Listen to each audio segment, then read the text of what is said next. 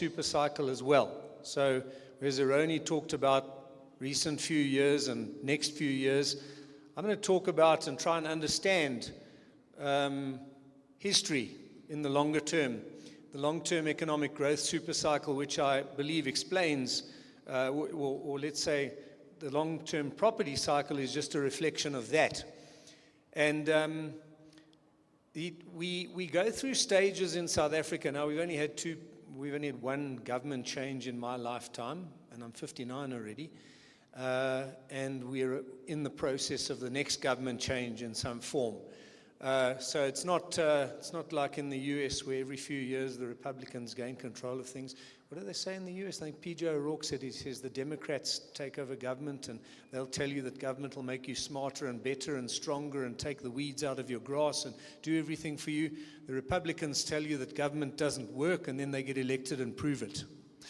Anyway, so we'll see what interesting things, what's happening in the US. But what we have in the super cycle is, for long periods, economic policy affects the economy, and government affects the economy. And then at some point, the economy starts to turn the tables, and it affects economic policy and electoral and voting patterns and policy change. And that's where we are at the moment in South Africa. Okay, that's just a couple of comments to start with. But and I think what's important, we listen too much to what politicians say. We shouldn't, because if you don't like their principles, they just give you others. It's not it's politics. It is what it is. It's deal making. It's intimidating. It's bargaining. It's not always what they genuinely intend. What we need to try and understand with politics and policy is what the set of incentives are on politicians. And that's very difficult to understand. But it's often self-interest. It's often careers at stake and parliamentary seats that are at stake. It's just like bankers or anybody else. It's about our careers. And to try and understand their set of incentives and their set of pressures on them at the ballot box, and the economic pressures on the voters that are changing their minds, and then to try and understand how that changes, leadership thinking as well over time. And the good news, obviously, is that political leaders can change, actually very easily when push comes to shove. Okay, I'm just going to go through this in one or two slides. I think Aroni's done enough about the short-term outlook. This is the first Rand house view, another 2 percentage points worth of interest rate cuts. Prime rate the green line comes to land at 10.5%. Not much excitement in terms of interest rate cutting. We believe that the last interest rate cutting cycle was abnormal because of an abnormal COVID crisis. The SARB had to cushion the blow, and that the natural sort of floor for an interest rate cycle is where prime gets to about maybe 10, but we've got it at 10.5, not much more. And economic growth has some acceleration from last year, possibly 0.9 when we get the last quarter's figures, up to 1.9 this year. So let's just call it round about 2, but not far from shy of 2%, and there it sort of settles for the next few years. Pretty mediocre scenario, okay? In rugby terms, if you're a Sharks supporter and you're used to mediocrity, that's probably a good number. If you're a Bulls supporter and you're used to success and victory, it's a crappy number. So that depends it's very subjective. But no, it's poor, and it's not really enough to boost the property market. The property market has reflected this last decade and a half of economic stagnation, and you'll see, if you look at the blue graph, from about 2015, the economy started to broadly stagnate after a mini recovery after the GFC. So around about 2012 or so, we started this broad long-term economic growth stagnation. A couple of years later, about 2015-16, real net operating income on property started to broadly stagnate. We think that it was a bit overdone in COVID, recovers somewhat, and then continues its broad downward trend.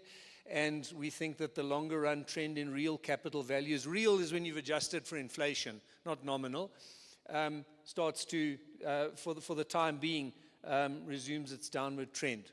We are optimistic about policy reform over time and, given the political environment change in the country. But that's a longer run process. It's not something you feel in a year or two in a big way. So we need to get realistic about our time frames. Okay, and this is the economic supercycle I talk about. And why property, probably what property is reflecting. This is 5-year GDP growth averages all the way from the 1960s. The 60s were particularly good growth years.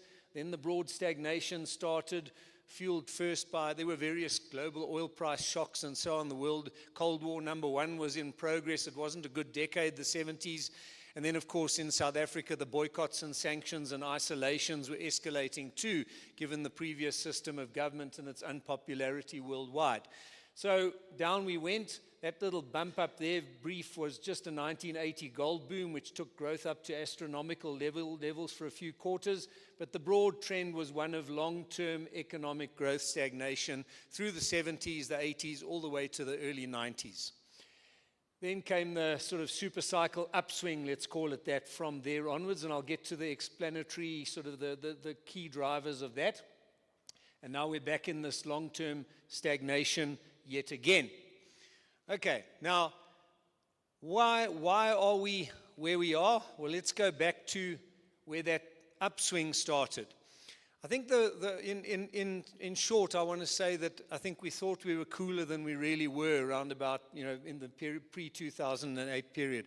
The economy at one stage reached 5% growth for a few years, and it was good times, party times, especially in the residential property market. There was a full-on bubble, and it was great. But we were naive. It wasn't sustainable growth. It was growth largely based on a thing called debt. Okay, there were a couple of other things too. So let's get to the quick, easy stimulus levers that we quickly pulled very easily. Well, this one not very easily to get there, but once we got there, it was easy from there onwards. Finding a political solution to get rid of boycotts and sanctions. That was stimulus lever 1. Political solution got reached, let's say, around about 1993. With a stroke of a pen across the world, boycotts and sanctions were uplifted, and we could normalize trade and business with the rest of the world. That took our economy up a level, because sanctions and boycotts were definitely hurting. Okay, so that was the stimulus lever 1. That's long gone. We can't pull that one again. We felt the benefits of that many years ago. Stimulus lever 2. I hope the graphs aren't too big. Don't worry about the right-hand graph. Just the left-hand graph. I hope you can all see it. I never know how big these rooms are going to be when I come to present. But it's household debt. The next stimulus lever was interest rate cutting. In 1998, at one stage, prime rate was 25.5%. Reached 25.5. It had been high from the late 80s. The SARB trying to combat inflation, but also had a different brief to protect the internal and external value of the rand. So it used interest rates to almost target the rand, so to say. We changed, long story, not going to go into the policy too briefly, but we moved to official inflation targeting. Inflation had come down from the 80s into single-digit figures. We no longer needed those high interest rate levels, and so there was this massive cutting cycle. Average interest rate on household debt at one stage, 23.8%, came all the way down to sort of around about 10% in the matter of a few years. At that stage, because of those high interest rates previously, we had low levels of household debt to disposable income. So we could radically grow household credit-driven spending, retail spending, and housing spending, create this housing bubble into the process as well. Massive building boom in residential property, great times. We could chase that debt to disposable income ratio up to, by 2008, an all-time record, 78.1. It's come down a bit, but at 62, it's not at one stage about 46.8. It's still relatively high. Interest rates are relatively low, because that's what the world has done basically. Every time there's a crisis, they just put the pressure on central banks to lower interest rate cycles, get lower and lower. They kick the can down the road by driving credit-driven spending. The whole world is got this massive debt to GDP ratio now. They thought it was bad round about the GFC at about 200% of GDP. Now it's over 300% of GDP. So it's not only us, we were just part of the party. But yeah, household debt, that was the stimulus lever too, driving up household debt, driving up commercial sector credit. At one stage it was 18.2% of GDP in the 90s, now about double that at 36.4%. Debt. That's what fueled a lot of that economic growth upswing pre-2008. Okay? Let's not fool ourselves. And then when we got into trouble, around about 2008-9, and that party all ended in tears, the government came to the party, as did many other governments, and government debt could still, which was relatively low in South Africa, could be cranked up. We could run these bigger fiscal deficits for a while, and from somewhere around about 20% of GDP, we could run it up, the most recent figure, around about 74% of GDP. Okay, that was sort of the last easy throw of the dice. That was stimulus lever 3, I call it. You can't do that forever. The ratings downgrades cranked up on us, and the investor community becomes more concerned about these type of numbers. So eventually you've got to start putting in place the spending containment measures to try and limit the growth in the debt to GDP ratio. Treasury is still battling with that challenge. But debt, household debt, commercial sector debt, government debt is now relatively high. 2 decades ago, it was relatively low, and so we had big room to grow for sort of credit-driven spending of various types. Okay, so those were easy stimulus levers. Then, so now we've got this challenge of the big ticket items of government crowding out things like capex. Got welfare expenditure, which has sort of escalated. We know that it's 17, 18 million people on various forms of social grants, not really sustainable. 15.6% of budget on that. Education, health education, these are called social services, and these are the big ones. They took over in government's budget from defense spending in the 1980s, which was the big one there when we had this massive military machine at the time. But the problem is, now again, just go to the left-hand graph, is that these longer-term drivers of economic growth have been neglected for a long, long time. Let's talk about general government fixed capital formation. That's the red. So private sector fixed capital formation has sort of remained relatively high relative to GDP. It sort of goes in cycles. It's now relatively low, but still at 10 odd percent. Peaks at about 14.7. The one that's been in long-term decline, and you can see it in a lot of infrastructure that's been aging, because a lot of it's 1960s or 70s infrastructure. But general government fixed capital formation peaked in, I think it was 1976, at 12.2% of GDP. Started coming down rapidly as defense budgets and various things took over, and as the economy went into long-term stagnation and tax revenues came under pressure, and it never really recovered meaningfully from there onwards. So government capex did not tank in the 1990s or the 2000s. It actually was as far back as the 1970s. So infrastructure is getting very old. And then slightly more recently, in the early 80s, public corporations, state-owned enterprises, that fixed investment reached a sort of all-time recorded high of 5.4. It made some comeback in the 2000s, but never reached that level again, and now is at also relatively low levels. So there's been a neglect of infrastructure. Inside the civil service, there's been a neglect of the skills base. Okay. Now, this is a problem that developing countries often have, and it's a problem that I think President Trump is setting up for the USA as well. Developed countries have been, in my perception, a lot better at creating a professional civil service, one that's less politicized and will serve the government of the day. So there's continuity, there's corporate memory build-up, there's a skills-based build-up. Democrats come in, Republicans come in, and so on, and these bureaucrats stay in place. They're lifelong career bureaucrats, civil servants, call them what you like. And so developed countries often have a very high level of skill that's accumulated over decades in their civil service and their state-owned entities. When you've got a sort of a more polarized political setup, there's a mistrust.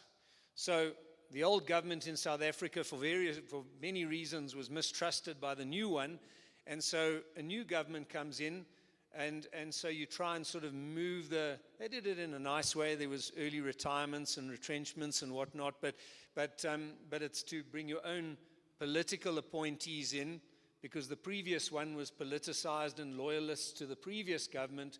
So you have this, every time there's a government change, you have this bit of a clean out of the government service, and you lose a lot of the skills base.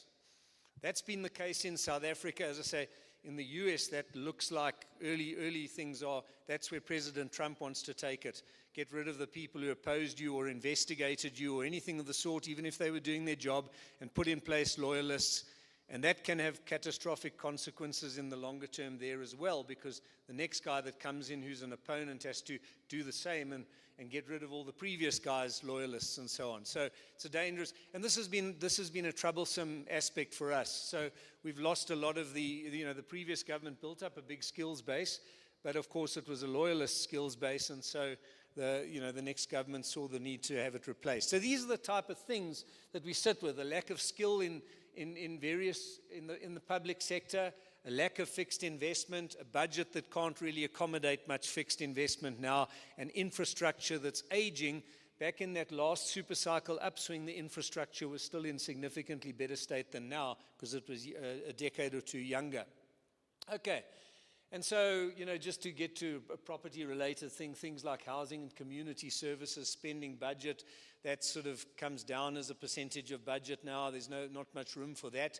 This was one area where the African National Congress delivered a huge amount to its supporters, was in the area of housing, electrification of townships, sewage, sanitation, water, in the initial stages of government.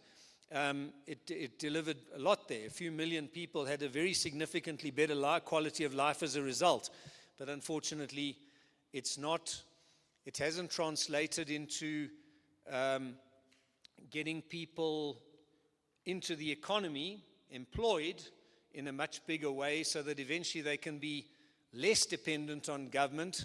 And now with the budget constrained, what do? You can't deliver to these people much. You can't grow that delivery anymore, and the unemployment rate is high. The skills base is highly unequal. Skills levels are highly unequal, and a lot of people struggle to be employed in a modern skills-dependent economy. So that's where we sit at the moment, and economic stagnation with it.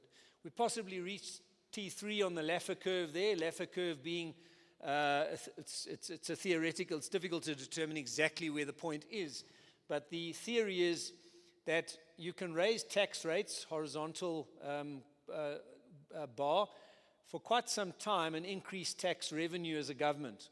But there comes a point where you reach the peak there, where you increase tax rates from there afterwards, and your revenues are going to decline. And the simple theory of that is, well, eventually you're constraining the economy so much that you keep raising taxes, you're stifling more and more economic growth and income growth and everything else, and so your tax revenues ultimately decline. So somewhere there's a limit. I think it's been reached more or less in South Africa. I think National Treasury sort of believes that too. They seem to be very reluctant to impose any significant new taxes on us. But at local government level, I don't think they've reached that point yet. At local government level, big problem for property owners, operating costs related to the public sector still cranking up at well above general inflation, most notably electricity, but also many municipal rates and other tariffs too. And that's challenging for property owners in many parts of the country. Okay, so what happens next? Okay, and we had election 2024 last year. It was very much about the economy, I believe. And this is just I'm not calling anyone stupid here, please. It's just a slogan from the Clinton campaign in the 1990s. It's the economy, stupid. And so let's have a look at how the economy probably has a heavy influence on politics and government change in South Africa. I believe it does anyway. Now let's have a look at the as that supercycle sort of deteriorated, the economic supercycle deteriorated in the 70s and 80s, the nationalist government's support, popular vote, peaked in 1977 at 65.3%. Obviously, it was a minority electoral system, but the votes still mattered for the government of the time. Those votes mattered. Interestingly enough, if you look at the levels of fixed investment and service delivery to that minority in the 60s, the 1960s, and the massive efforts to kickstart economic growth and drive performance, and you wonder, why did that government do that? Why was there such a sense of urgency back in the 50s and the 60s? And you could probably go back to their initial win in 1948 and how much pressure there was on them to deliver to their support base. You would understand that if you looked. Does anybody know what the popular vote percentage was that won the nationalist government the 1948 election? It was as low, you can't believe it, it's diabolical, 37.7. That was it, 37.7% won them an election, because they won the rural constituencies where the farming communities supported them and lost the cities, the bigger constituencies. That was the system you had in those days. It was a constituency system. And so when you win with 37.7, your back's against the wall and you've got to move quickly. So there was a lot of infrastructure building, a lot of fixed investment, a lot of stuff. Obviously, I know for a minority of the population, they disregarded the majority. That is absolutely true. But the people that voted for them, they delivered very quickly. Okay, but the economy started to stagnate, and while the white population was in the privileged position and the other populations were at a lot lower levels, the white population also felt its economic situation going backwards. And so from then onwards, 65.3%, 77, every election thereafterwards, the popular vote percentage dropped. And then you ask, well, why did it come to a point in 1990 where F.W. de Klerk finally made quite more radical policy changes? I mean, the initial cosmetic apartheid changes through the 80s were fairly mundane. They weren't addressing the big issue of minority rule that had to change. De Klerk got to a point where he announced all that, unbanned everybody, and boom, boom, boom, boom, boom, rapid fire. Why? Because he knew the game was up. They got to 48.2% in 1989, the last minority election. Not many people remember that election. And 3 months later, he made his big announcements of basically the end of minority rule on the 2nd of February 1990. That's where the economy had got to. It started to force more rapid and radical policy change because the voters were turning against the government of the day. Even the minority group voters, the majority of them did not vote for the ruling party at the time. They were split between a right-wing party and a party to the left of it. Point is, but they were gobbling him up. He was sitting in the middle. So he had to do something, just like a bank that loses too much market share. One day the CEO is going to come to work and stuff's going to get real. People's heads are going to roll and things are going to change. And so we had a turbulent, what we learned from that government change too is that in this part of the world, it's likely to be a bit turbulent. And it was 4 turbulent years for those of us old enough to remember, got to democracy, and then we took off with the lack of isolation and all those factors that I mentioned. And now, here we go again. We didn't make, during that time, we didn't make the genuine policy changes that were needed, i.e. a drive for much bigger fixed investment, rejigging of government finances properly. We did cut the defense budget, but then other things took over and not CapEx, and the skills base of the civil service got eroded, public sector, so on and so on and so on. And so eventually when the easy stimulus measures ran out, back we went to there. The next government, its popular vote peaked at something similar to the previous one, 69.7, obviously of a majority of voters, a majority rule system. And from then onwards, it started to decline as well. It got to 40% last year, 47.7 in the last local government election, and we're into a government of national unity now, and slowly we're starting to see not enough policy change yet, but some positive policy changes that a few years ago we had sort of almost given up hope on. For one, we've seen electricity delivery improve quite substantially. That was a very visible one to the voters that had to go first.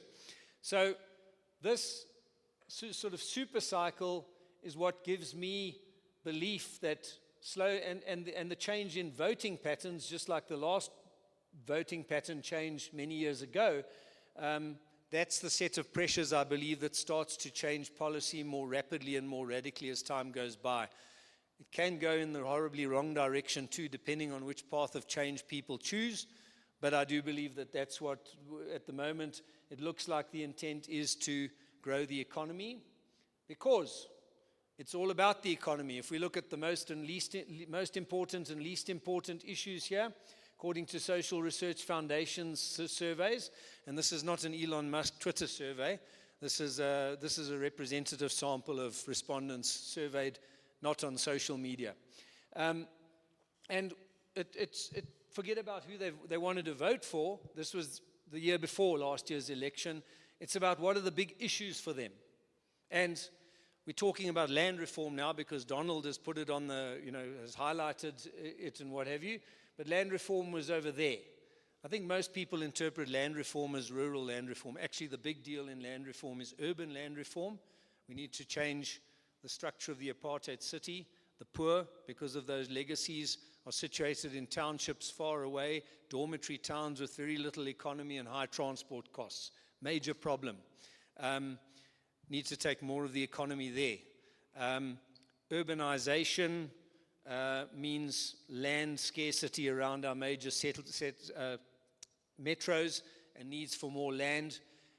Housing, although it's racially transforming, who buys and who sells houses, and that's the big, as I say, big land reform that's needed, but there are still just too few residential units and you need a lot more affordable and social housing. We know that. Government won't be able to provide it all. Banks won't be able to lend to everybody that can, because not a lot can't pay back. It has to come with job creation in the economy, so that's also about the economy.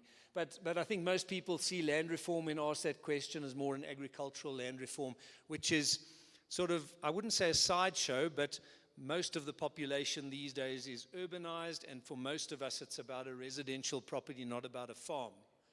So what the big crowd say is jobs and unemployment, issue number one. That's the economy. That's simple. The economy has to grow.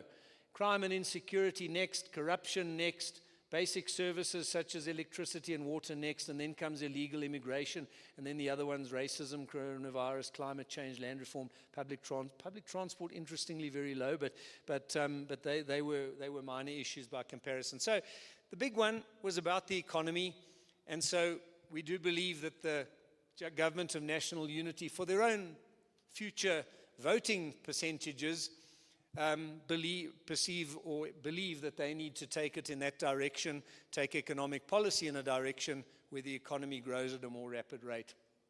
Okay, then there's the issue of what stabilizes, what prevents a government in South Africa from, or not prevents it, but from going in a bad direction.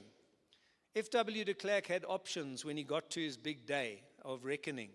He could have taken the view that let's turn to the right instead and try and swallow up the right-wing Conservative Party's support again and go back to old-fashioned apartheid and fight it out till the bitter end. He could have taken that approach, and it would have bought him a few years. It would have been a disastrous approach, I'm sure, but it was an option.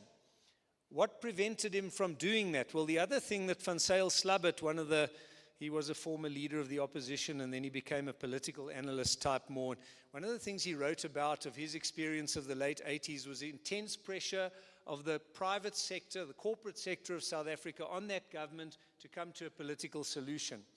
Now, why would they do that? Because South Africa is not a mining-dominated economy. It's a services-dominated economy, and to a lesser extent, manufacturing. This is a pie chart from a few years ago. I must update it, but the picture hasn't changed much. Community services, 25.4, finance, real estate, business services, transport, retail, wholesale trade, catering and accommodation. Those are the big parts of the pie. Mining and agriculture there, 8.4, agricultural 2.7. They're like just over 10% between them. That's important. When you're dominated by minerals, let's say you're a heavy oil producing country, lots to mine out under the ground. Your focus as a corporate that mines oil is in the Middle East is probably a lot more narrow. I'm being very simplistic now, but you can probably just take it out of the ground, get it. You just need a route to the port, a safe route to the port, export it, and you make money. Okay? So you pay royalties to a government that's engaging in a civil war, much as the same as Gulf Oil used to do in Cabinda during the Angolan Civil War, and you can thrive, even in a civil war. FNB and all these companies, most companies in South Africa can't. When it gets to chaos and anarchy, we're history. When it really gets bad, we're history. Services companies are fragile. And so they did put pressure on de Klerk far earlier in that process. It wasn't just about the voters, to change for the better before we went into total chaos, because big banks, big insurance companies, big retailers, big telecoms companies, whatever, their history in civil wars and chaos. They are just far too fragile. So what I'm getting at is that a services-dominated economy puts a different set of pressures on a government. There's not minerals under the ground to mine out anymore and survive. You have to do things that make sense to grow the economy, to have millions of consumers with purchasing power. That's what makes that's where your tax base comes from, and so you have to think a bit differently. And that's why I think South Africa is more moderate in its policy relative to some other very turbulent countries in the world, because it's not a mining-dominated economy. Maybe once it was 100 years ago, but it's not anymore.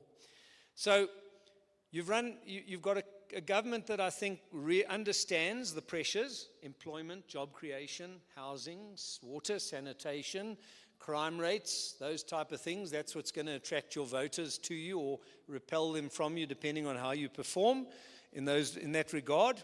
That's the first thing I think they understand. The second thing is you got a fiscal situation which doesn't allow for much capex, doesn't allow for big investments from the public sector side. So there's not, and you've got a government that, let's be honest, doesn't deliver very well when it delivers goods and services at the various levels. There are some, but parts of it. But I'm talking in general.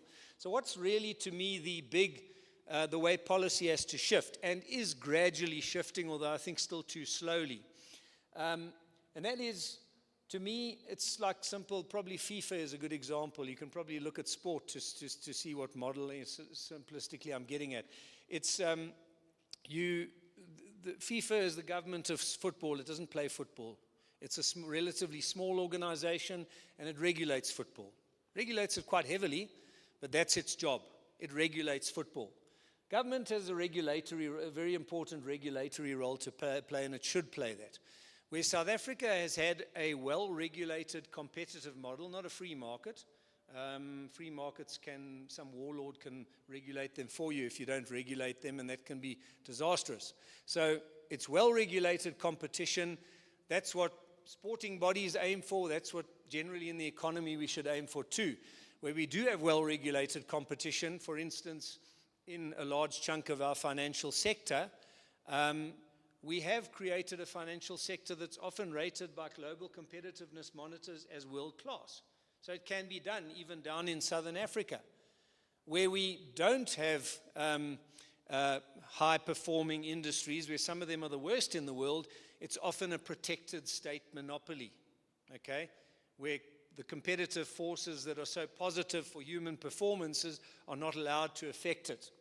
And I think that red line there needs to continue shifting to the right, partly because government can't deliver, it doesn't have the money, and private sector can get the funding, and partly because private sector in a well-regulated competitive environment has a better set of incentives to deliver, and it can. It's shown it. We've got the best developed and diversified private sector possibly on the continent. I say possibly because I don't pretend to know every single country on the continent. But I think that's the private sector is our potential saving grace because it's so developed and diversified, and that red line needs to shift to the right. Government needs to withdraw to more of a regulatory role and introduce well-regulated competitive models to more sectors, probably the electricity sector being first port of call. And that's kind of coming already with IPPs. Railways are talking about, Transnet talking about private sector operating on the railways. Let's see how that goes. Not quite sure the railways is ever going to be wonderfully viable apart from the bulk lines. And you know, you can introduce it to harbors too. That's the broad trend I think it's got to go in. The pressures are pushing it in that direction, and gradually it's going in that direction, although admittedly probably it needs to step up a bit of pace anytime soon. Okay, so the government finance doesn't really allow for targeted sectoral strategies funded by the fiscus. I think I've said that. Government needs to focus on improving the general economic environment, and performance will follow. And then I think I've made most of the points here. Government must build strong regulatory capacity and introduce healthy, well-regulated competition. And then land reform is crucial. But for me, the most crucial part of land reform is urban redesign. Not just getting public transport, you know, trains working again, but actually starting to design where the economy goes to, densify along transport corridors to provide the demand for mass public transport, which can be financially more viable. Former townships, which are largely dormitory towns, need nodes, whether it's light industrial, whether it's, I mean, they're getting retail, that's for sure, but retail is not where it should stop. A bigger chunk of the economy out that way. A lot of moaning and groaning in Cape Town about the price of properties and rentals in the city bowl. I think the solution to that is make other nodes far more appealing in the city of Cape Town, but that's just one city. I think it applies to city of Joburg and everywhere else too. But that's the point, is urban redesign is very important. Economic growth is part of land reform because it provides the jobs for the purchasing power for residential property, again, because the government can't provide it all by itself. It's just not possible with that sort of fiscal situation. Okay, so how does property fare in the short term? Oh, I'm not sure. Probably have to wrap up round about now. Property in the short term, not wonderfully under this for the time being. 2% economic growth. It's a mediocre situation. The type of policy reforms that are needed need to escalate, and you only start to feel more benefits of that if they do escalate it. You know, a couple of years from now. It takes quite some time. So for the time being, you've got a sort of a property net operating income we projected. Just look at the bar graphs. The others are industrial, retail, and office. We think that the relative performances will remain industrial, the best, retail somewhere in the middle, office the weak link. Office space has its structural change, hybrid work models, and so on have hampered, or one factor that has hampered demand growth for office space. But let's not look at that now. The bar graph, all property, relatively low single-digit net operating income, which doesn't quite keep up with inflation. So broadly speaking, in a real basis, when you adjust for projected inflation, probably going slightly negative still. Capital growth, something similar. If you look at growth in capital value per square meter by major property class, also low single digits, negative in real terms. Total returns on property, income return, and capital growth all put together, staying in single-digit territory, perhaps breaking out into doubles by 2027. Mild improvement, but you know, if you look back even to just 2013, 2014, those type of returns were far better. Pre-2008, it was in the 20s at one stage. So that's a very mediocre, albeit improving situation. There's the real, as I projected earlier, there's real net operating income and real capital value, slight decline still. That's what 2% economic growth probably has to give us. I'm just going to go on. I think I'm really running out of time here now, so I'm going to ignore the relative performances. But I just want to talk about one more thing, and that's how there's a shift in regional sort of focus of this economy over time. The economy, or a portion of it, a portion of people, a portion of skilled people, well, unskilled people too, low-income people too, are voting with their feet and migrating in various ways. Big migrations into Gauteng, big migrations into the Western Cape. Those are the two of the big sort of net inward migrations and big population growths around these big metros. The Western Cape probably has a better net inflow than Gauteng of more highly skilled people and more affluent people. Some of them retirees, but they take their purchasing power with. Because people are looking for relatively well-run towns and cities, local governments count, and quality of life amongst highly skilled people counts more and more.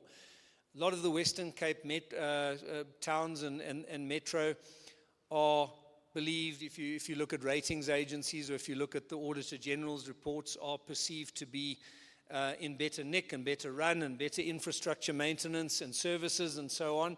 So the Western Cape has been quite a popular, what they call semigration destination. Doesn't mean the whole country is moving there, but it has been relatively popular relative to its size. It's only about half the economic size of Gauteng, but it's become quite popular. So what we're seeing, you can see it in residential property plans passed, where Western Cape's sort of share of total residential property plans passed. I could put up the completions as well. It would be a similar trend. At times in recent years has been overtaking that of Gauteng, which is quite astounding given that Gauteng's population is more than double. So it looks set to be the outperformer, and I think the outperformer economically too, because it's attracting and retaining skilled labor better. I think that's what probably will do it. But it's not only Western Cape. KZN North Coast has become quite a popular destination as well. There's a bit of a coastal focus brewing here. Southern Cape, I think possibly eventually even into the Eastern Cape. And we need to look carefully at Johannesburg, what's unfolding here. And we need to think about it and try and understand it properly. Now, these are industrial, retail, and office supply, demand, perception indices of property brokers that we survey. And I'm not going to explain the construction of this index in great detail, but when that index is in positive territory, it means that demand exceeds supply, investor demand exceeds supply. You can see Tshwane, Metro, Pretoria, Tshwane, Cape Town, Mandela Bay, eThekwini, demand exceeds supply across the board in industrial. Almost all zero balanced in Mandela Bay, but across the board, apart from Joburg. And even office space demand exceeds supply in Cape Town, Nelson Mandela Bay, and or more or less balanced in eThekwini. What I'm getting at here is the concern about Johannesburg, Greater Johannesburg, which includes Ekurhuleni, oversupplied industrial, oversupplied retail, big oversupplies in all of them. What's going on here? I think that the problem we're running into with Johannesburg is that sort of longer-term confidence in the region. We know that service delivery councils are battling with these coalition governments. Infrastructure's aging. But I think there's a concern to me that people are not understanding, and that is that Johannesburg is in a bad place, location-wise. It makes no sense for it to be here. It's here because of gold, because of the greatest gold fields ever discovered in history. That's why Johannesburg was built here just over 100 years ago and grew like crazy and eventually became a very diversified services economy, and a lot of infrastructure was built around it, but gold was the driving force. It was the reason it was here. And the gold is pretty much gone. Gold production nationally is declining. Still out on the, in Free State and outside Joburg, there's some, but it's in decline. So Joburg now has to understand that its competitive advantage now is not gold. That was an unassailable competitive advantage. Nowhere else in the world could you find gold like that back in the day. Now you're without that competitive advantage. Now you're competitive. Now you're like a Dubai almost. It's about services. It's about, you're a services hub. You try and attract manufacturing, which also relies on services, very reliable services. To be competitive, a place like Dubai understands it. They're in a desert. If they don't focus on world-class services, their history, the services industries have far more options than the gold mining industry. They can go all over the world. And other cities, such as Cape Town, chipping away, Durban to a certain extent chipping away. Its services aren't wonderful, but it's situated near one of the big ports of Africa. That's an advantage for it. Nairobi, probably chipping away now. Other cities on the African continent. And if the rest of sub-Saharan Africa is going to grow and develop at a faster rate than us, more will spring up. And I think that's, just to end off, I think that's one, there's a shift in regions in the country brewing. The Western Cape understands very well it's got no minerals there to speak of. It needs to deliver services, be competitive, and is, relatively speaking, in the South African context, doing it. In Greater Johannesburg, I'm not sure that it's dawned on us yet that gold is gone, and it's about services now here too, if we're to keep this regional sort of hub status that we've had, this sub-Saharan Africa type of economic hub around Gauteng. That's going to be crucial, and at the moment there doesn't seem to be that sense of urgency. But okay, that's a couple of things about what needs to happen at local government level. It's not really, the signs aren't good yet. Next year's a local government election. That will be interesting to see how the voting percentages change things, change coalitions, and possibly change the sense of urgency, so to say, at local government delivery level. I suspect that's got to come at some point, and next year's the big elections at local government level. Okay, so that's, I think I'll just call it a day there. I've probably talked too much. And then I don't know if we want to open the floor to questions, or should we just both come and sit up here? Go and have a seat, and I have some questions. Great. Okay. Right, thank you very much.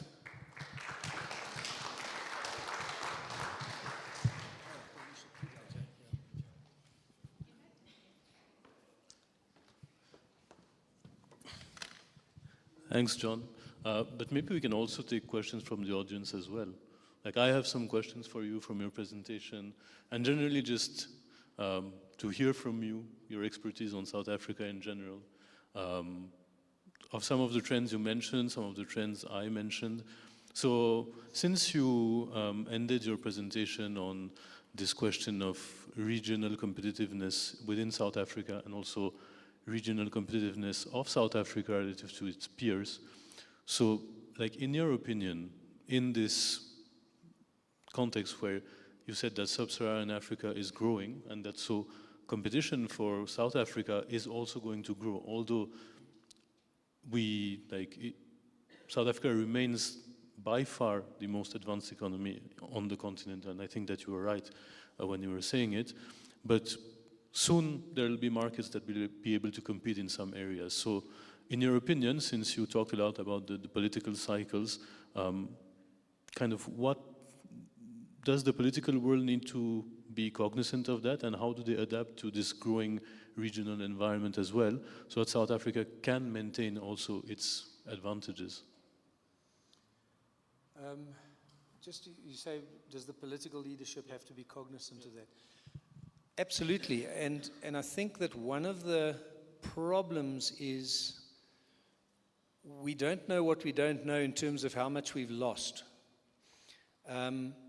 Every now and then we get shaken up by something like the latest ArcelorMittal, possible closure, and government panics a bit, which is good. It's good to panic about things like that.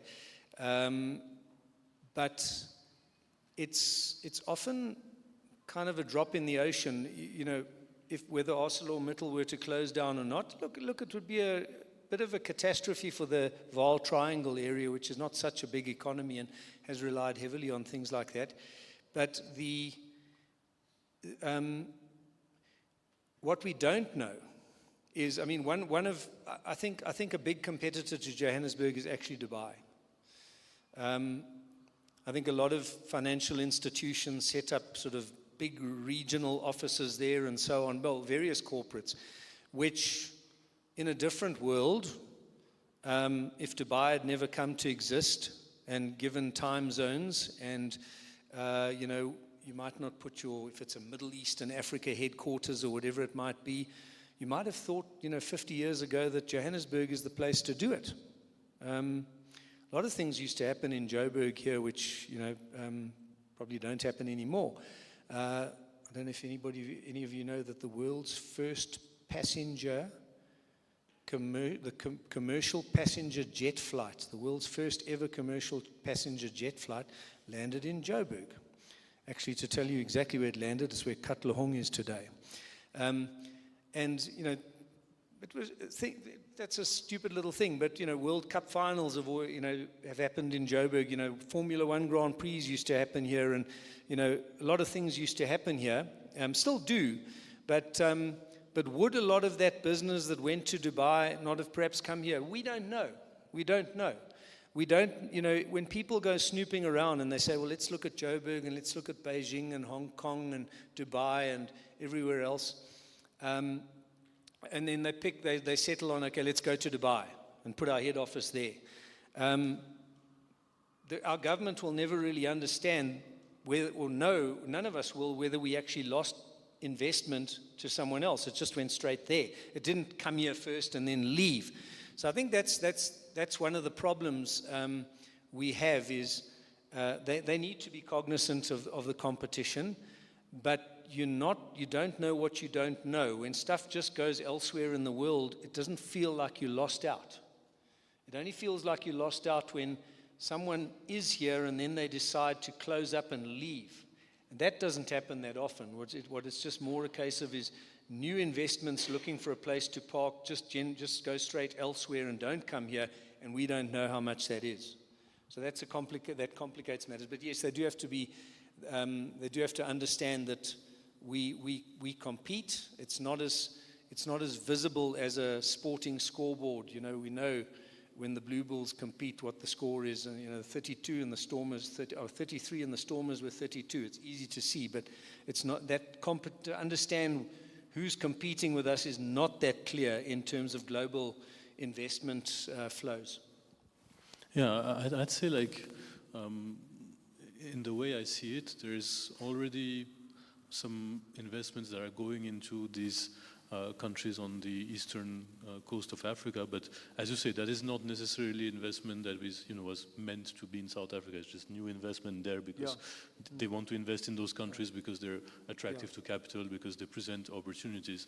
But the fact is that probably that this low growth rate in South Africa still gives the perception that just maybe I need to wait a bit, and maybe my investment is better placed in somewhere where we're growing at 5% rather than in South Africa where we have some problems.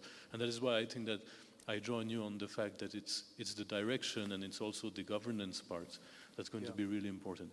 And there's another thing that while listening to your presentation that really interested me is obviously saying that, you need to increase the role of the private sector.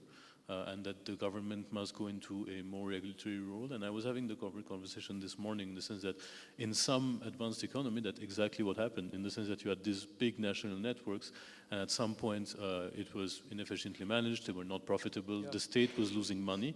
So then the usual method was, yes, we privatize it, but then the state holds a majority stake and there is a certain amount of minimum service linked to the regulatory framework that is ensured. So in your opinion, can a model like that be implemented in South Africa in the sense that the state still keeps its stake, but then the management is to a private entity and the regulation is more on the pricing and the minimum amount of services and so on? I think that's troublesome in South Africa. I mean, what we've seen is that the state is reluctant to regulate its buddies. So, Eskom, there's probably a lot of laws and rules and regulations governing Eskom. Are they enforced rigorously? I'm convinced not as rigorously as what they enforce rules on the financial sector. The financial sector is something of, I don't know if you'd call us an adversary. We wouldn't like to think of us as an adversary to government, but we're totally outside government, apart from maybe the post bank and so tiny little bits. And so, there's a sort of a bit of a firewall, and there's distance between the regulator and the regulated, and that seems to be a healthier setup. We are well regulated. We sometimes moan that we're too regulated, but that's another debate. But, point is, the regulatory authority, being the Reserve Bank predominantly, is not afraid to regulate us quite effectively. It becomes more troublesome when there's all these vested interests of government and government members in state-owned enterprises and so on, and state-owned enterprises are part of government. Not so easy to regulate. I think that's been an issue in South Africa. So I like the idea of sort of firewalls and distance and right. We're going to regulate you, not you sitting here. That's not as easy. I see, yeah. I kind of see what you mean.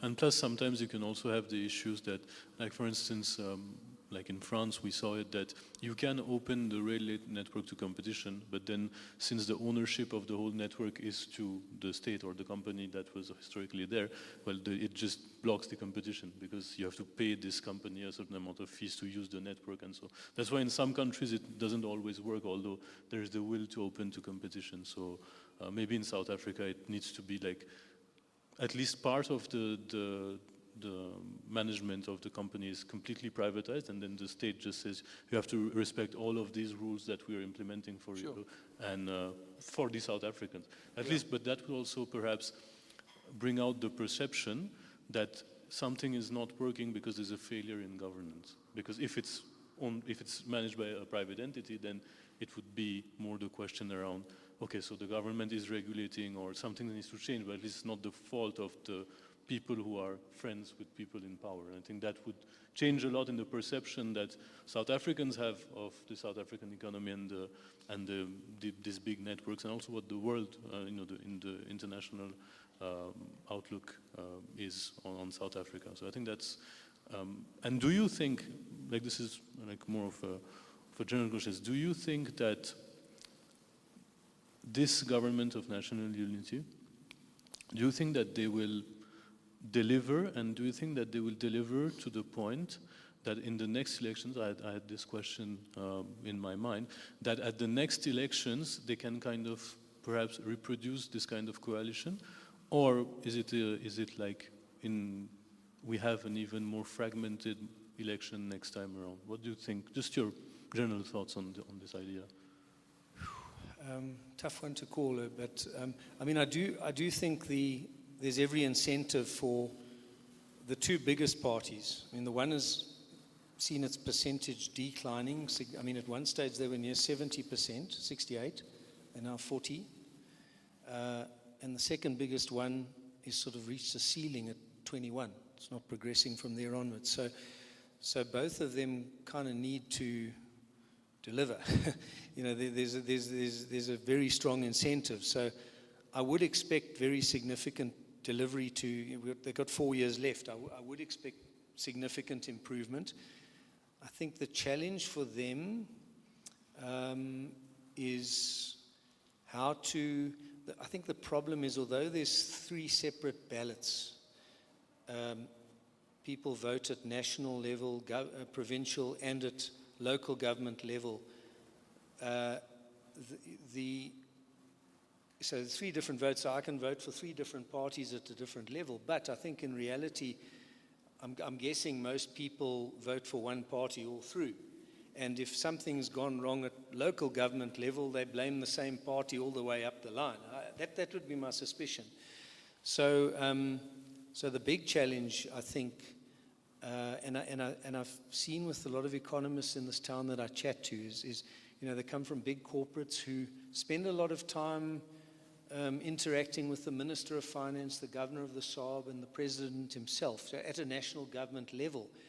And they're scratching their heads because business confidence hasn't improved very much. And then I say to them, but guys, when most of our business clients, for instance, they're smaller businesses, when most of them talk about government, they're talking about local government. And that's the big challenge, is to start seeing significant improvements at local government level. For a big chunk of the population, it's about water. It's about, yes, electricity is not local, it's sort of local government, ESCOM combined. It's about sanitation. It's about, It's about road infrastructure, not just SANRAL. National roads are fine. It's about, so that's the big challenge, is to get this thing to filter down now to local government level. We don't see it yet, but hopefully the next year's election at local government level will sort of kickstart more of that as well. But I think there's every political incentive now for whoever wants to stay in power. And I try to be politically neutral about things or whatever, and just try and understand the set of incentives. And I'm not a political analyst, but I don't believe you can be an economist at the moment if you don't have a vague focus on politics. Two are interlinked. And there is every incentive, but it's got to filter down to local government level, state-owned enterprises. We've seen PRASA actually, metro rail improvements. National government level, there have been some. It's got to be more, though. I think that with regards to the political parties, I don't know how people always ask me, so who do you think is going to take over government next or whatever? And it's like, well, probably no one we've ever seen yet. I'm not sure, if you take the two biggest parties, ANC and the DA, I mean, the ANC was a broad church alliance built on struggle ties. Possible to unify when you've got a common enemy, but that common enemy died 30 years ago, and now what do you unify them? Well, you don't. They're not, it's Stalin and the Americans once sat around the same table when they fought a world war. As soon as the world war was finished, they disintegrated. So that broad church is very difficult to keep together. It's not based on modern day issues so much. Then there's the Democratic Alliance. It's a sort of an old relic from minority rule days. And then there's the IFP, a relic from, Mangosuthu Buthelezi. I'm not being disrespectful to anyone, but I think a lot of the significant parties are kind of outdated. And you're probably going to have a few spectacular breakups and realignments and new groupings built on more modern day issues before this whole era of coalition politics is out. And it'll be new, something new which we probably can't dream of yet. That's actually really interesting. I take that I like hearing that take, because that means that basically you are introducing increasing change in the political landscape at a time when the country needs change at the economic level. And as you were saying, the two spheres are, I think, now closer than ever intertwined with each other. Yeah. As you were saying, as economists, we have to pay very close attention to politics in countries, to geopolitics at the international level, and that understanding now is quite key into understanding the functioning of economies. And the very interesting part is both advanced and emerging. Even in the advanced economy, the political factor is, like in France and Germany, it's absolutely determining in what the economy is going to evolve. Yeah. So for us, it's maybe a bit more complicated, but it's also very interesting. And speaking of geopolitics, I think that's so. I was talking to you right before, and I was saying that, no matter the conferences that you do, the amount of stuff that you present on different subjects, right now people will come to you and ask you, like, what is Donald Trump going to do? It's the question on everyone's mind. So I don't have the answer. No one has the answer. But, like, just in your opinion, as an economist, as a fellow economist, like, do you think that the way that he is, like, shaping the US's relationship with the rest of the world, do you think that it is kind of going in a slightly dangerous direction and likely to isolate them if it continues to escalate like this? Just your honest opinion on this. It could be going in a dangerous direction. I think that it is a big risk to sort of threaten to almost alienate very important relationships or allies of the US, for instance, the Western European allies. I'm not expecting anyone here to agree with me or not as to whether NATO is a good thing or bad thing, but from a US point of view, I think it's a good thing. And, given sort of Cold War number 2 and a bit of a split in the world, I think the US needs it. I think that he may have a point if it is true that, those countries are underspending on defense budgets, and the US does seem to carry an abnormal amount of the costs for a lot of things. And so maybe he's got a legitimate gripe there. But I think there's different ways of doing about it. You can have hard talks with your allies. You can bring it to their attention, and you can tell them how the US plans to phase down their spending into line with you, and you must raise yours, or whatever. I think you can come to agreements in a more sensible, sort of phased and smoother way, so you don't have to disrupt and cause chaos. I think it's dangerous, risky, and sort of. But I think we also need to understand the person. He's very much about it. He's not ideologically bound to much. It's all about a deal for him. Will he support Ukraine? At one stage before the elections, it looked like, if he comes to power, it's sort of like Ukraine's going to lose its funding. Now it's not so clear. Now suddenly he's discovered there's rare earths in Ukraine. Well, maybe the US could grab some of that in return for funding. So, it's very much about the deal. What does he want in South Africa? We're not quite sure yet. I think we all have to understand that what he says, and that's for a lot of politicians, that's not just for him, that's worldwide. But, when they make threats initially, it's like, well, I think one thing he wants to do is get rid of US aid. He's got it in for them for some reason, which probably has nothing to do with us. He wants to cut them, whatever his gripe is with them. But what's his gripe with us? Not quite sure. What does he want? Is it a deal for Starlink? Elon Musk Starlink? I don't know. He's got Elon Musk whispering in his ear. So we haven't got to the bottom of that yet. I'm not sure. But I think that's what we need to I think the whole world also needs to calm down a bit and understand that he causes a bit of chaos because he sort of opens the bidding high. I want this. I'm going to take Greenland. I'm going to take the Panama Canal, blah, blah, blah, blah, blah. And then you all come running with a counter proposal, and then he sort of sits down and listens, and suddenly, okay, we don't need tariffs on Mexico, and we don't need tariffs on Canada. So I think we also need to understand what we're dealing with and calm down, but he is creating a lot of chaos. I think more of concern to me is what he might be creating in the States, and I mentioned it earlier in my presentation, is if you're going to sort of fire a large chunk of the civil service, because, FBI people that were investigating the January the 6th riots, it had every right to be investigated. It happened. It wasn't fake news. They invaded the Capitol and they did all sorts of things. So you're an FBI person working on the job, doing your job. Now you're getting fired for that.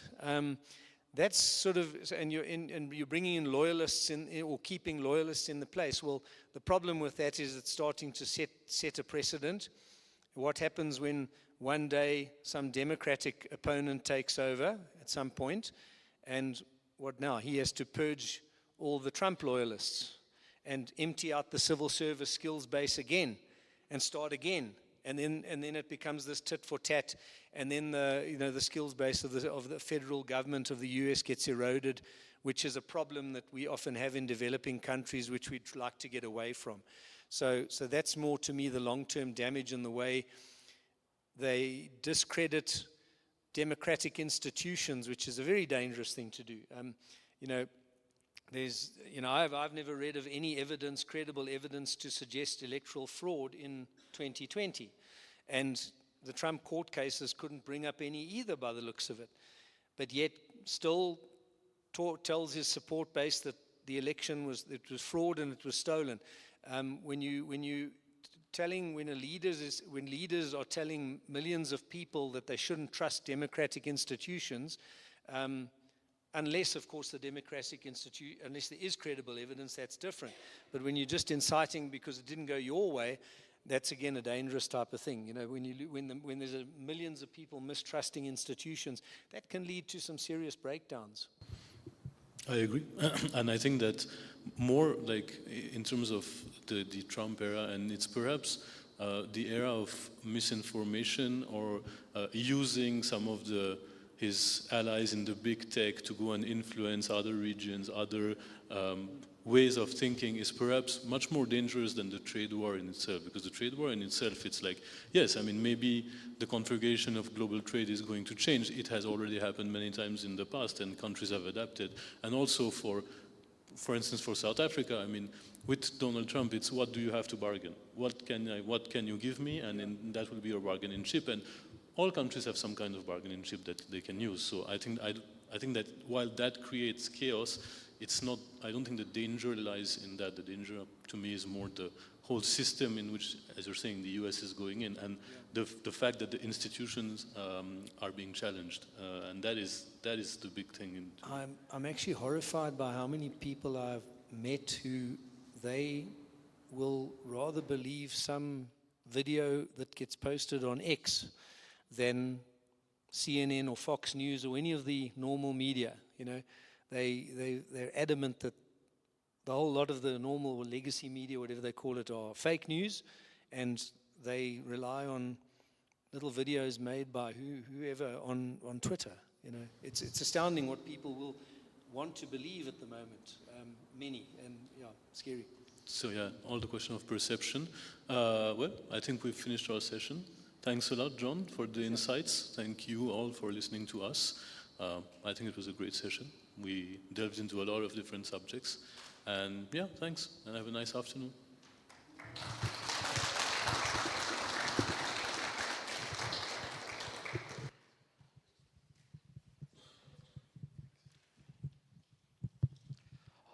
All right, so I think that brings us to an end. I don't know if we've got any final closing questions that anybody...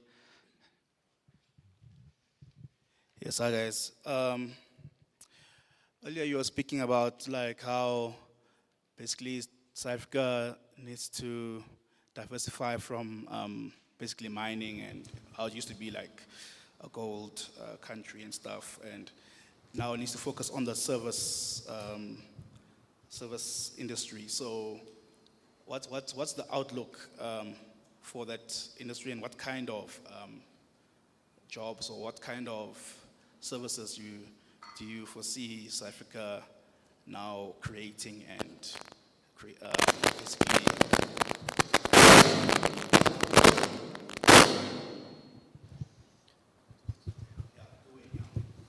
Yeah, I mean, I'm not.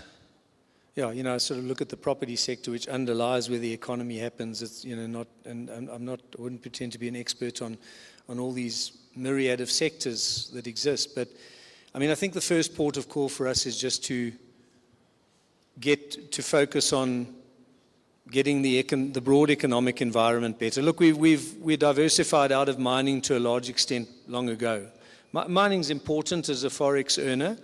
You know, as an export earner, it's quite significant, but as a GDP sector, it's relatively small.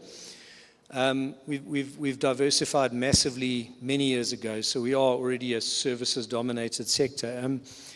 I guess, so the first probably port of call is not really to target any sectors specifically, but to just create a broad, great business environment. So, you know, that again, you know, it comes to dealing with government, you know, the various, you know, whether it's registering companies in double quick time or getting expat visas. There's various bottlenecks that, you know, Home Affairs are trying to sort out, for instance.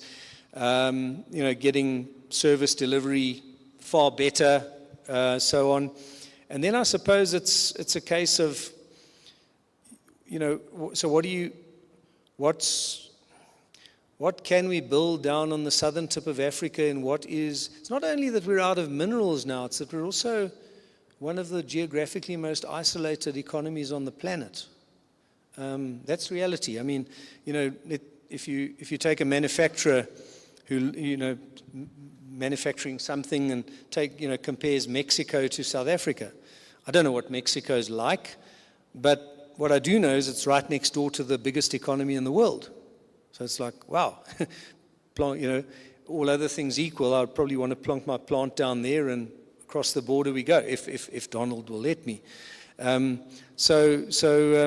You know, that geographic location is a big disadvantage for us. So then it's like, well, what what is it that we can do? I mean, Cape Town's onto tourism. That's one thing they're pushing, and they're pushing various little tech sectors and acting.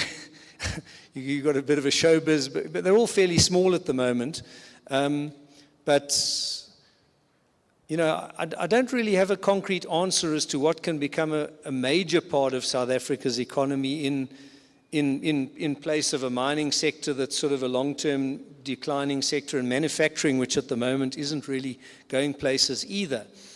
As I say, the Western Cape seems to have an idea. It's tourism and all, you know, hospitality and everything that goes with it, along with tech sectors and so on. Although I wouldn't say they're very far down the road with tech sectors, but they're building something. But that's not really, I doubt the Western Cape government has much role to play in that. It's just more a case of they're creating a better working environment for a lot of people, and living environment, and dealing with government environment as best they can. And the skills are coming and sort of doing their own thing and building these, you know, Mark Shuttleworth built a business out of his garage in Cape Town years ago and became a billionaire. So that I think is just the first port of call, not to worry too much about targeting specific sectors. Just focus on drastically improving the general business environment and living environment. Living environment is a competitive advantage too, as we've seen regionally in South Africa. You know, 30, 40 years ago, I'm guessing that a national bank head office, there wouldn't have been a debate about it. They would have, if it was a national bank, they would have said, we want a head office, it's got to be in Joburg. Now there's a head office in Stellenbosch. Why? Because the top brass want to live in Stellenbosch. That's why. I don't think there's any other reason. And you can because of technology. So, you know, that's really, you know, I don't have all the answers, and, you know, I don't know where the world's going with new jobs, with AI, and, you know, I'm a bit of a dinosaur. But, you know, I think it's that skills and in these more technology-driven sectors are more and more mobile and able to work from anywhere.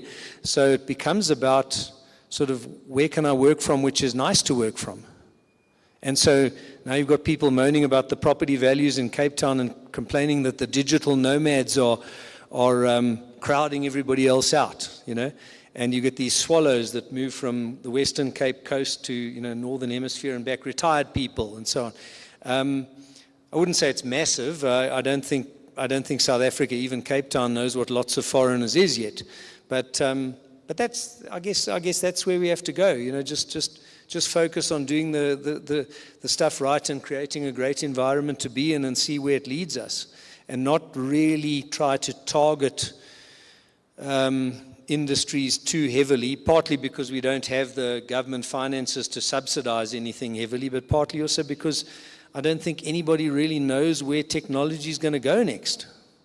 You know, so it's maybe Elon does, to Mars, but yeah, I don't. Yeah, so yeah, that would be my sort of, you know, broad environment, get it right, tax regime better, bang for buck with government services, so on and so on, crime rates and blah blah blah. Just focus on being more and more world class over time, and or less and less unworld class or whatever, and then let the investor community decide, and the skilled labor community decide where they want to go.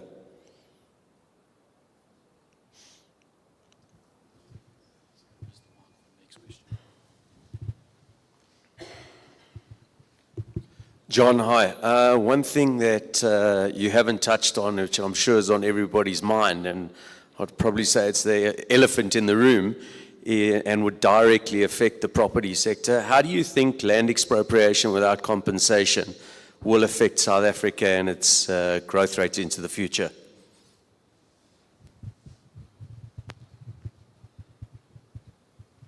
I think I kind of touched on it briefly, but yeah.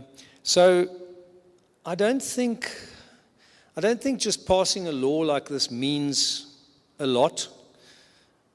You know, the devil is, well, not in the detail, the devil is in how it gets applied.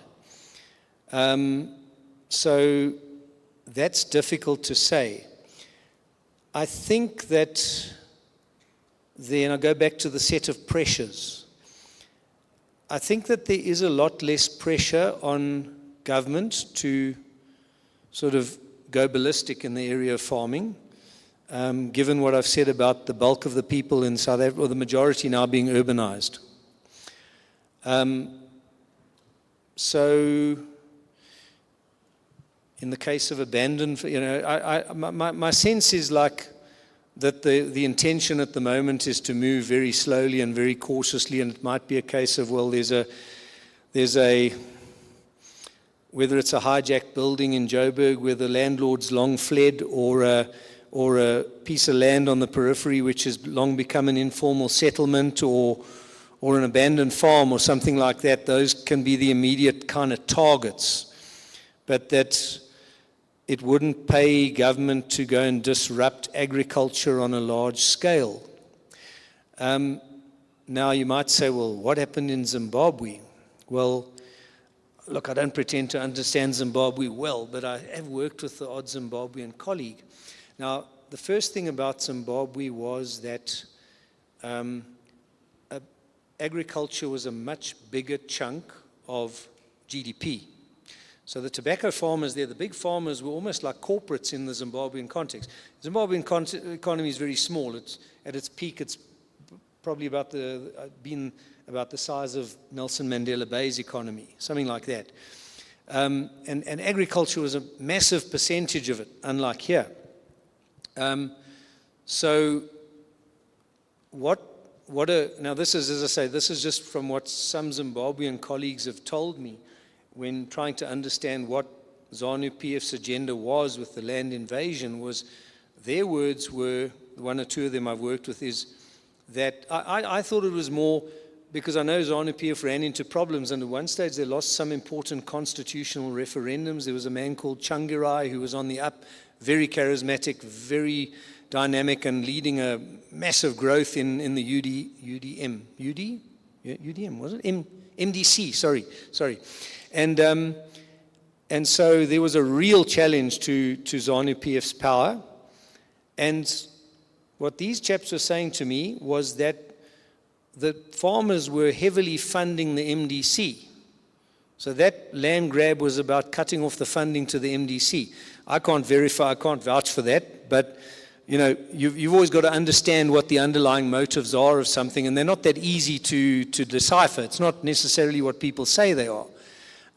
So let's leave them, you know, as I say, that's just what I've heard from some people, and I won't pretend to be an expert. But locally in South Africa, I thought it was more because the ZANU-PF support base was far more rural, and agricultural land meant a hell of a lot more. So come to South Africa, largely urbanized population, agriculture, relatively small part of the economy, probably can't fund any significant political movement. The big funding comes from big corporates in this town. So it's a different type of politics because of that, I guess. And there's not that much pressure, therefore, or threat, I don't think, to the agricultural sector here. You've got a government that needs to feed its people and economic growth and jobs and houses. You know, that's the land reform. That's the big deal. And so I don't perceive it to get totally reckless and chaotic and irresponsible in the rural areas. That's my humble expectation. Land reform is much more about residential property in a city. And to get that right, that's more about job creation. You know, government can't, you know, there's the ownership of formal residential properties is steadily deracializing, and the majority of homeowners are not white anymore. It's changing steadily. Automatically, you know, people get jobs, the labor force is transforming, the employment numbers are racially transforming, and as that happens and more people from previously disadvantaged groups get formal sector jobs, so they've got a reliable income, so they get a mortgage bond like the overwhelming majority of anybody buys property, and so they buy homes, and so it's transforming. But the problem obviously is now that there's still, no matter what race group owns property, there's too few homes for too many households, urban households, and that's where the land reform really is crucial. That's the real issue in land reform, urban land reform, and then how to fix the transport sector and the apartheid city structure where the poor are on the periphery and the transport costs are so high, so it keeps them poor. And that's where I think the big focus is. That's not an easy just expropriate land and dish it out to someone else. That's a different solution. So that's about the best answer I can give. But there's no guarantees of anything. I mean, what Trump is showing us now, to take a different example, is even if you have laws, it's not like the government's necessarily going to adhere to them. So if you've got a bad law, government might never apply it. If you've got a good law, whatever you regard as good or bad, government might ignore it too. Even in the USA, where I thought there were massive checks and balances, I'm not so sure anymore. But I don't think the set of pressures is too severe, or the underlying pressures on the agricultural sector is severe.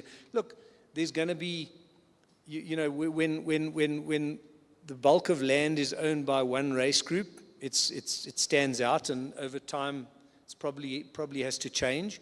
Farming, obviously, farms don't come on the market nearly as frequently as residential properties. So it's a more complicated solution, but the real political pressures on the ruling party are in the cities now, the big ones. I'm open to debate, by the way. I don't pretend to be an expert on land reform. John, morning. Thank you for your contributions this morning. I think just a good question perhaps from the audience would be is, if you look at the crime levels in South Africa, I mean, how do we fare as a country compared to the global standing? That's one.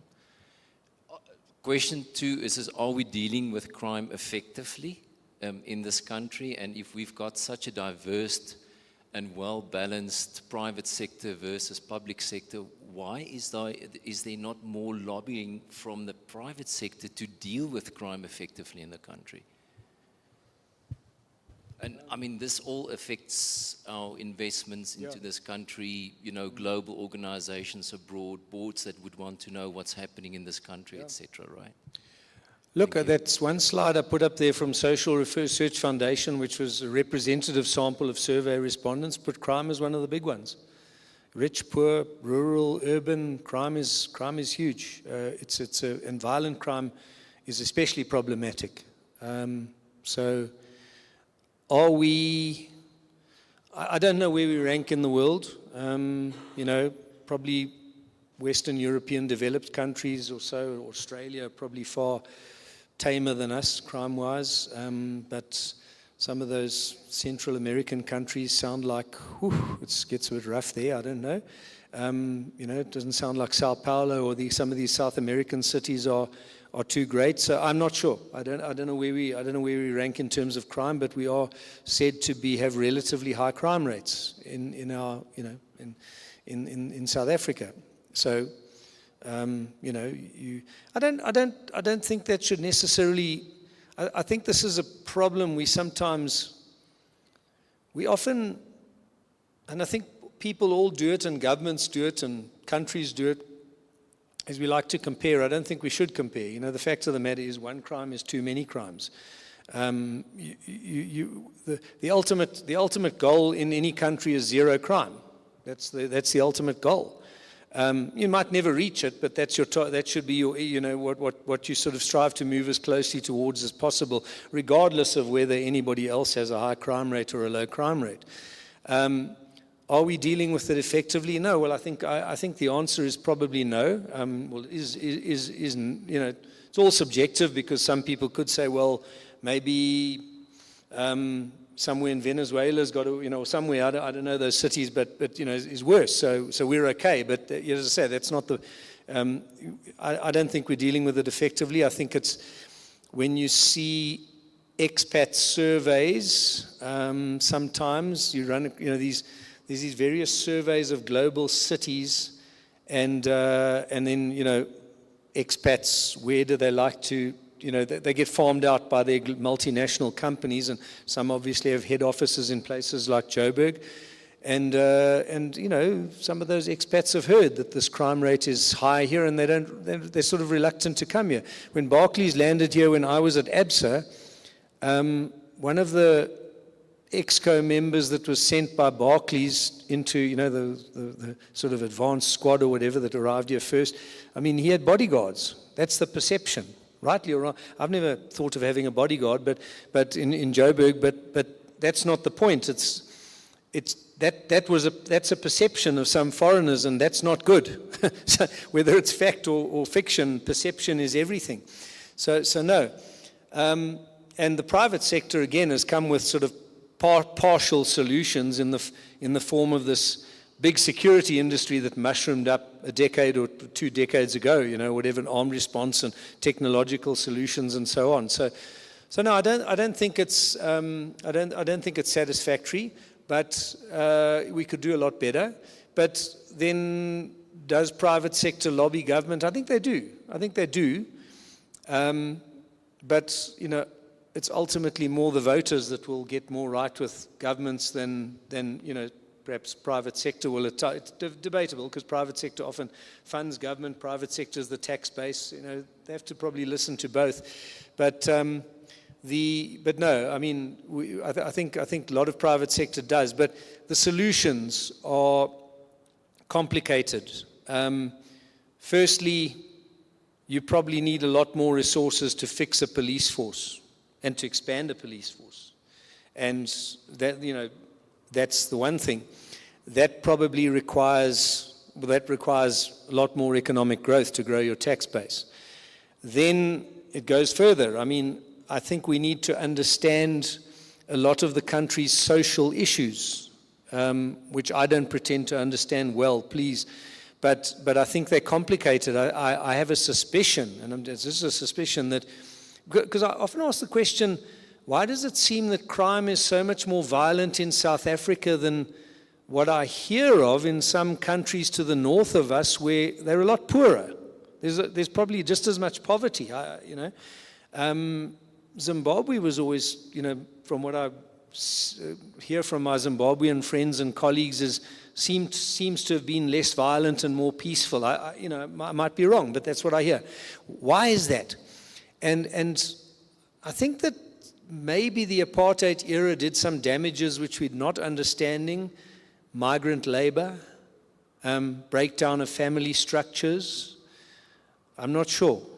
I don't pretend to be a sociologist or one of these people, but we know that there was a big migrant labor system. We know that a lot of people had to live out far, and domestic workers often lived in the home where they worked, and because of curfews and funny things, all those things. I was quite young when those things were around, so I don't have a full understanding of them. But there was a big migrant labor system in the country for low income labor, and did that do sort of extra harm to the family structure, which is the cause of a lot of social problems? That's a question I ask. It's not I'm not making a statement of that. That's how it is. But I think those are the type of things we need to understand well, and then how to fix the problem. That problem, if it's true, becomes that's complicated. I think we need more than economists just to fix that. But that is my suspicion, is where we need to look for the root of some of these problems, is in the family structures and how the previous system might have messed those up quite horribly. But as I say, it's not a statement. I'm not claiming that to be the fact. I just have this little suspicion. I think there's a lot about the system we had which we don't try hard enough to understand. And therefore until we do, I'm not sure the solutions that we create are going to be sufficient.